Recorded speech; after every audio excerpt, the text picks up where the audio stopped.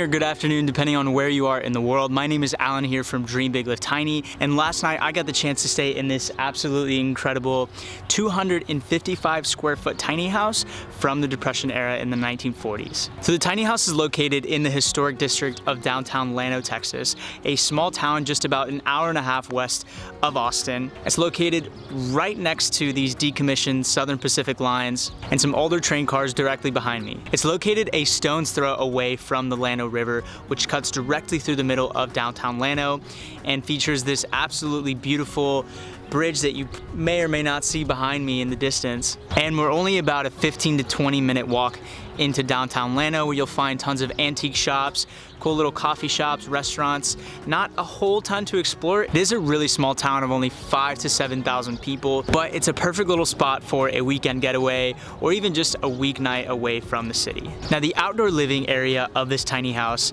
is pretty amazing. We have this fenced in yard that's about 1,600 square feet. It measures about 40 by 40. There's this little picnic table area on the left-hand side with some lights that you can turn on at night. And it's just great to have your own little private yard during your stay here. But without further ado, let's show you the inside.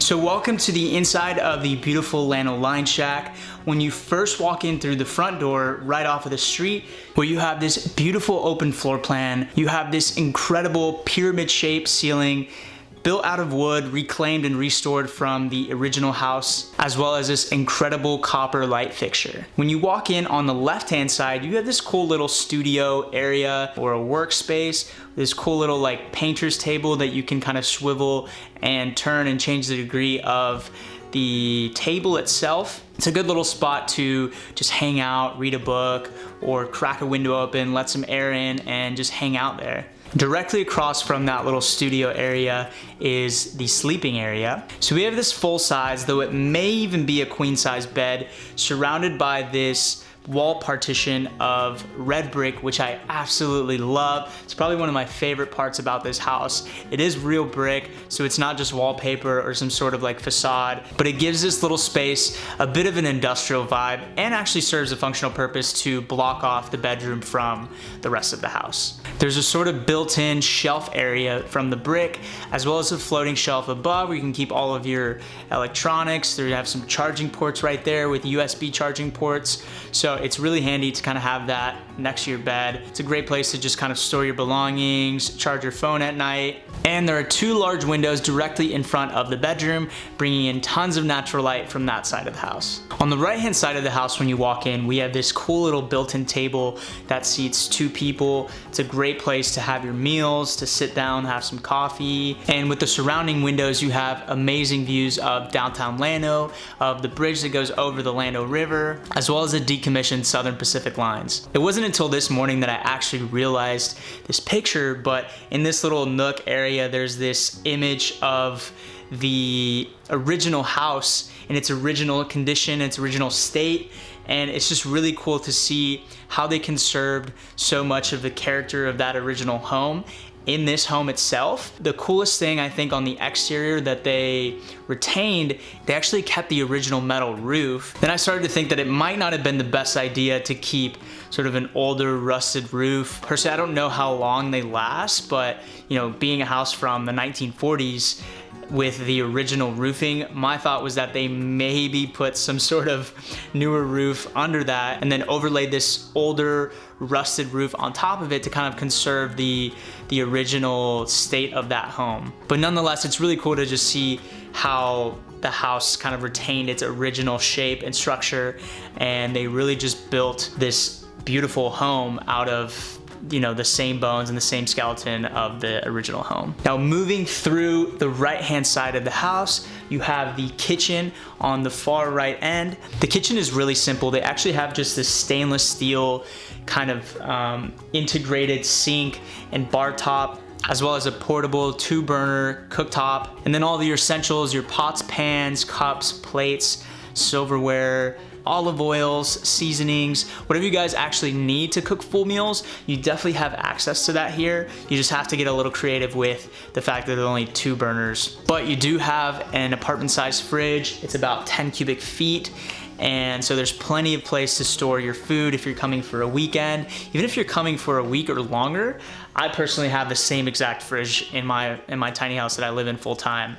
So, you know, making a weekly grocery trip is more than sufficient for the space in this fridge. And then past the kitchen on the left-hand side is the bathroom. The bathroom is actually fairly large for this size of house.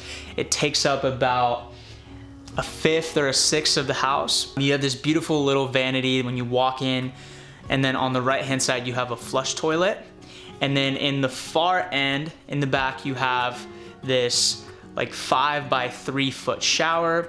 It feels pretty large, especially, you know, in a normal tiny house, you usually only have a 3 by 3 or even a 4 by 4 is around the largest that you'll see.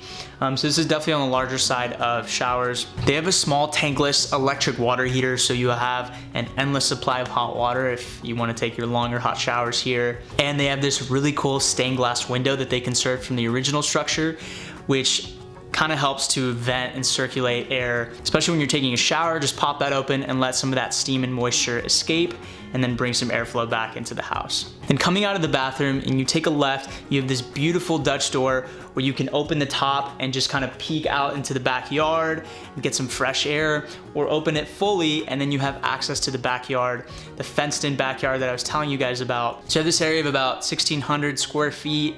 It measures about 40 by 40. There's a propane grill out there so you guys can grill out when there's a nice weather like today. It's absolutely beautiful out today. There's a couple of patio chairs out there, and they even have this amazing little area with a picnic table. They built this really cool metal structure above the picnic table where they have plants and flowers running up the sides, and then on the top they hung these string lights which you can turn on at night and makes for a great little space to hang out. If you're coming with a significant other or another person, then it's a great little spot to hang out at night. So that is it, guys. That is the tour of the Llano Line Shack, the 255 square foot foundation tiny house from the Depression era here in beautiful Llano, Texas. I hope you guys enjoyed that tour. I hope you guys enjoyed this little house. I absolutely love staying here. The house looks really cute on the outside. When I sat out on the porch yesterday, like 90% of the people that drove by like turned their heads to look at the house because it's just so, it just has like this really nice curb appeal when you're driving by it, when you're walking by it. But the inside is what actually makes this place really special. So I hope you guys enjoyed coming on this little tour with me as much as I enjoyed staying here. And I hope you guys consider checking this place out. It is a rental on Airbnb, so I will leave the link to the listing in the description below, as well as a link to sign up to Airbnb. If you haven't signed up yet, you can get up to $50 off your first stay, and it could be at this house if you want. I hope you guys have a great rest of your weeks, and I will see you in the next one.